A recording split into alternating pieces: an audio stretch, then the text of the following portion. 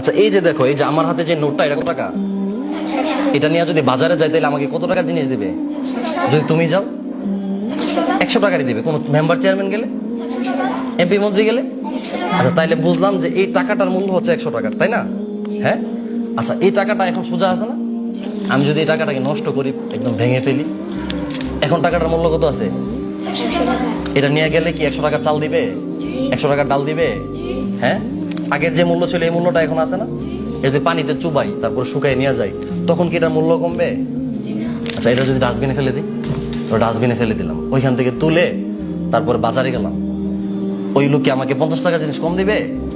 হ্যাঁ। 100 টাকার জিনিস দিবে না? তাহলে সামান্য একটা টাকাকে তুমি যতই আঘাত করো, মুচড়াও, বলটাও, ভেঙে ফেলো, নষ্ট করে ফেলো, এই টাকার ভ্যালুটা যদি না কমে, তাহলে তোমাকে আমাকে কেউ একটা কথা বলে, একজন মোটো বলছে, আমার ক্লাসের এক ছাত্র, সে মাগরিবের আগ পর থেকে আসার আগ পর্যন্ত পড়ে নাই, সে কান্নাকাটি করতেছে, তার শরীরকে কোনো দিকে কমে গেছে? টাকাটার যদি ভ্যালু না কমে, তাহলে তোমার তো একজন একটা গালি দিলে, একটা খারাপ কথা বললে, একটা পচা কথা বললে তো তোমার ভ্যালু কমে নাই, বা তোমার কোনো দিক দিয়ে ক্ষতি হয়ে গেছে? তাহলে তার কথাটা নিয়ে তুমি কেন পরে থাকো? তুমি যেই কাউসার ছিল সেই কাউসার তো পরেও থাকবা। একজন একটা কথা বললে তুমি কোনো দিকে ক্ষতি হয়ে গেছে?